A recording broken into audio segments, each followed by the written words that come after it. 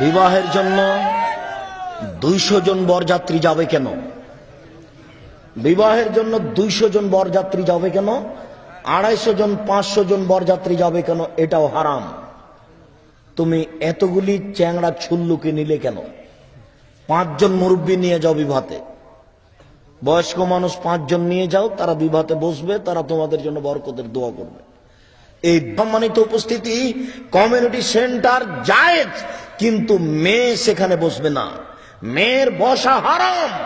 ওই মেয়ে পুতুলের মতো হয়ে একটা পতিতালয়ের মেয়ে সেজে বসে আছে, আর শত শত মানুষ তাকে দেখছে আর উপঢকন দিয়ে যাচ্ছে। এটা কি ঘটনা? এরকম কেন? এরা কি কেউ মুসলমান নয়? এরা কি সবাই হিন্দু? এরা কি সবাই ইহুদি? এরা কি সবাই খ্রিস্টান? ব্যাপারটা কি? মেয়েটা কেন বেশ্যালয়ের মেয়ে সেজে বসে আছে? সবাই কেন তাকে উপঢকন দিচ্ছে? মেয়েটা কেন বেশ্যালয়ের মেয়ে সেজে বসে আছে? সবাই কি তার সাথে জেনা করতে চাচ্ছে?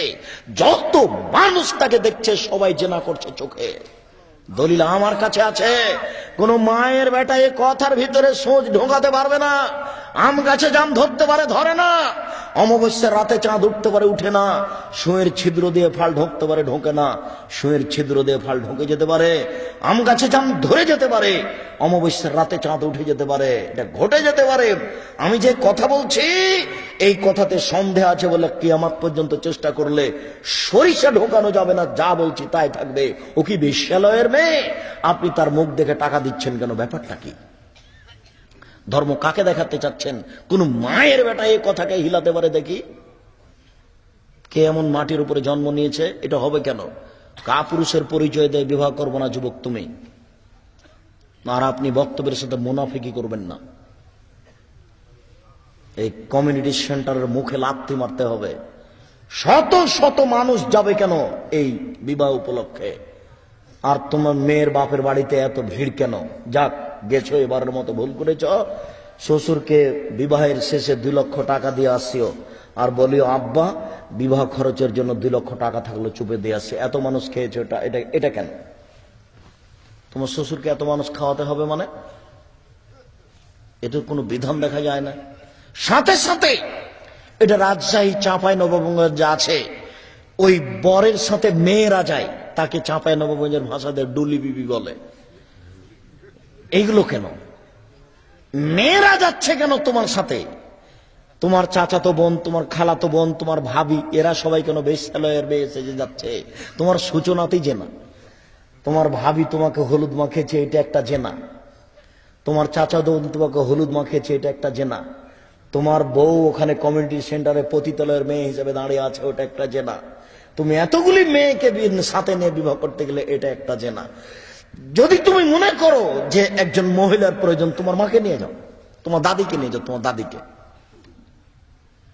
যদি মনে করো যে বিবাহ করতে গেলে একটা মহিলার প্রয়োজন আছে, যদি এটা লাগেই, তো দাদিকে নিয়ে যাও। তোমার ভাবি গেল কেন? তোমার বোন যাবে কেন? এই মহিলা যাওয়া প্রথা হারাম। মেয়েকে বায়না করা হারাম। এতগুলি বর যাত্রী যাওয়া হারাম। কমিউনিটি সেন্টারে মেয়ে বসে থাকবে, সবাই উপঢৌকন দিবে, এই নীতি হারাম। বরের জন্য এসব পোশাক তৈরি করতে হবে, এই নীতি হারাম। এই গীত গাওয়া হারাম। এই রং দেওয়া নীতি হারাম। বর যাত্রী এসেছে, তার জন্য বিবাহ ঘেরা হচ্ছে ফিতে দিয়ে, ফিতে কেটে দিয়ে টাকা দিয়ে ওরা ভিতরে ঢুকবে, এই নীতি হারাম। বরকে লক্ষ্য করে কোন কোন এলাকাতে থাকতে পারে 1 গ্লাসে দিয়েছে চিনির শরবত আর একটাতে দিয়েছে লবণের শরবত। এই প্রতারণা হারাম। একটা পানে দেওয়া আছে মিষ্টি আর একটা পানে দেওয়া আছে লবণ বা আরো কিছু। এই প্রতারণা নীতি হারাম। তোমাকে এই সব নীতিতে লাথি মেরে কবর দিতে হবে। এই জন্য তুমি জন্ম নিয়েছ। সম্মান